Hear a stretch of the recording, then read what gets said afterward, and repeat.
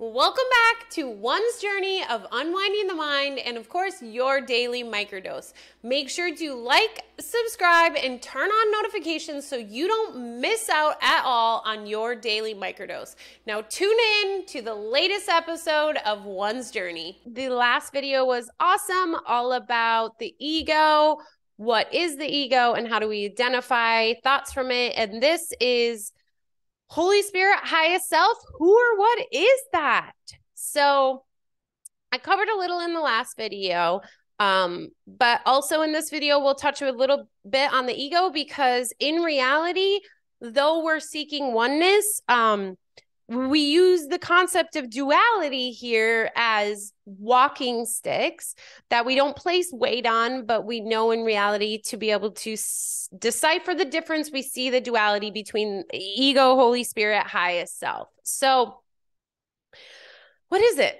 So it's you, it's your highest self, it's the mind, it's truth, it's everything beautiful. It's love, happiness, all the amazing feelings you feel come from the Holy Spirit or your highest self. It knows truth. Last time we talked about how the ego is loud and chaotic and shiny objects and constantly trying to get your attention because it wants to distract you from the truth. The Holy Spirit or your highest self is quiet, isn't going to fight for your attention because it knows truth. Like I stated before, when you lie to someone and they're like, hey, Ashley, you lie. You're lying. That's not true. You're like, oh, yes, it is. And you do everything to convince them that is true. But if you tell them truth and they're like, you're lying, you're like, whatever, you'll figure it out eventually. And that is the Holy Spirit. It knows it knows this already all occurred. It knows that you are truly home in the house of God and that you will wake the F back up and realize you were home one day, but it's not going to fight for you. It knows that you have steps to do to get there, to be able to want to start to listen, to want to begin to untie the ego and to align back with the Holy Spirit of your highest self and to leave this illusion. And not everybody is ready for that. Right? We've spent thousands of lifetimes walking our way there when in reality, it all happened in an instant, right? So it's already all done. We're just now believing we're experiencing it when in fact, we're not experiencing it either. We're sleeping, we're dreaming.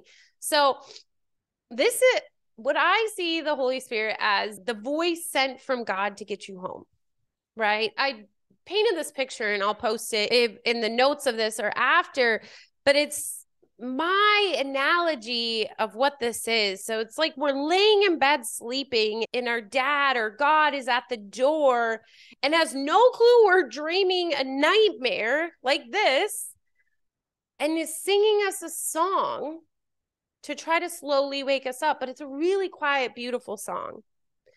And that's the voice of the Holy Spirit. In the voice of God. So we can hear it if we practice, do the things necessary to start to listen. Some people have heard the highest self or Holy Spirit in meditation.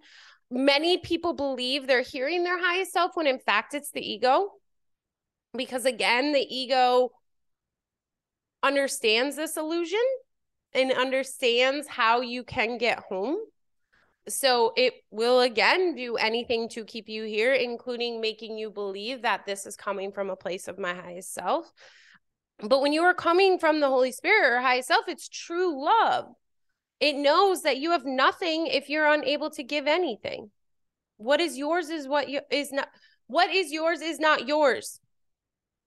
If you struggle to really see your friend as your brother and to show up from a place of love with no expectations of anything in return, but just helping them out, then it might be coming from a place of your highest self.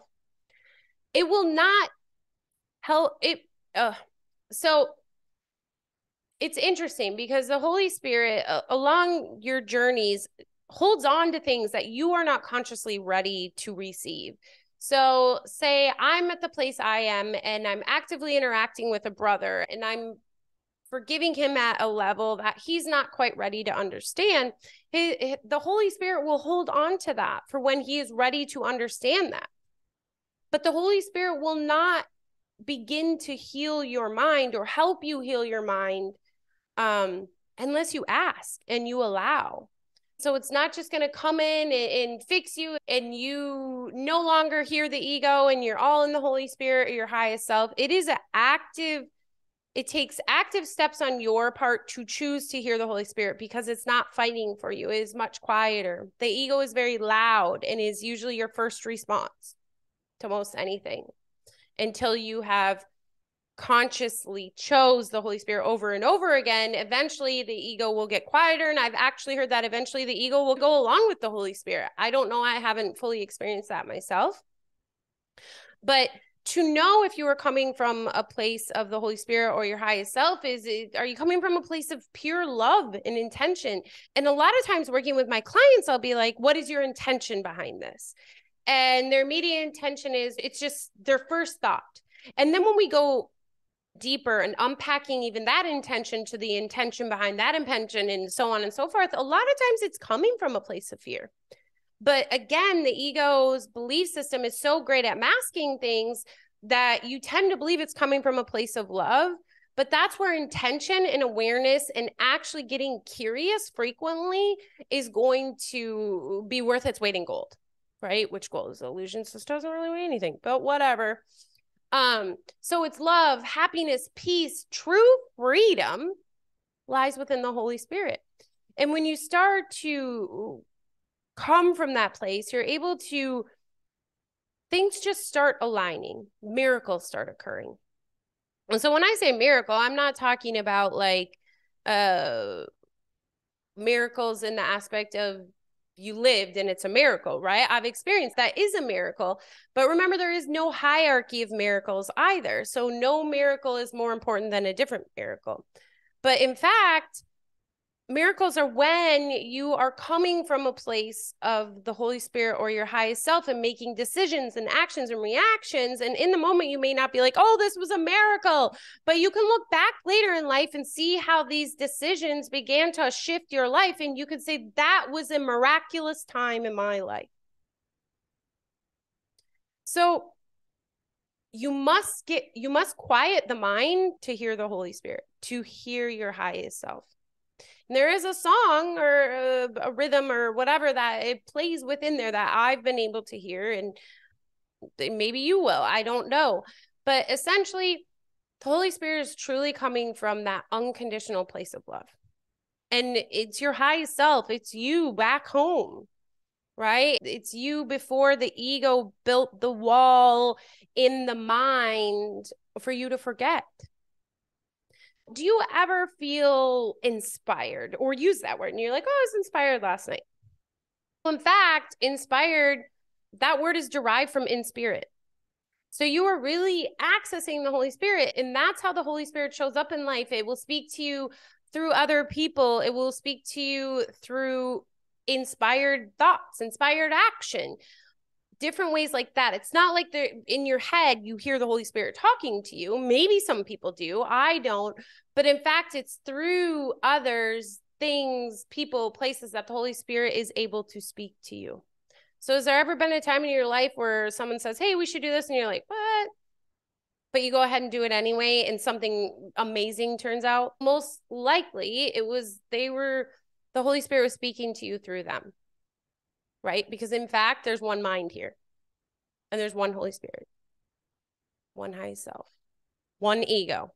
Again, belief system, right? So the answers, though, from the Holy Spirit are very simple. Sometimes it's almost, whoa, this is way too simple, but we've been trained by the ego to believe that good things only come from chaos and difficulty, right? Relationships, we're told, relationships are hard. That's what makes a good marriage. It's hard to make $1 million. You got to work, hustle culture. Like, we're taught all these things are super hard and chaotic, when in fact, true love and coming from a place of the Holy Spirit, your highest self, is simple and never chaotic. Pretty just, that's what it is. It's sometimes not easy, right? And there's no judgment, only acceptance, and it does not acknowledge fear. So because of that, the Holy Spirit doesn't acknowledge the ego. That's another reason why it is not fighting the ego, because it does not acknowledge it. Because the ego, again, this illusion was created because of the shame and guilt from the separation. When we are at our purest self and eternal being and fully awake back in the home of God, we don't acknowledge judgment. We don't acknowledge fear. That is not innate in us. What is innate in you and your purest form is pure love, acceptance, understanding, peace, freedom. Sounds amazing, right? Again, to go back, to know when you're coming from the place of the Holy Spirit, your highest self, it's feelings of love and happiness and peace and true freedom and not chaotic. Sometimes so simple you think it can't be true, but it is. That is truth. So at the end of the day, if you really want to break free from this illusion, beginning to do practices of sitting still, listening, asking, right? Every morning, handing over your day to the Holy Spirit. It doesn't have to be this elaborate, long 3-hour meditation or 2-hour meditation. It can be a split second that you pair with the Holy Spirit, your highest self, and say, hey, we're making decisions through you today. That's all that matters. I hope you enjoyed this video all about the Holy Spirit or your highest self. And if you have questions, please share them. This will, again, be a topic we talk about all the time and chat about it. Let's get some conversations started. And as always, until we see one another again, remember, you are worth it. And I love you tons. Goodbye.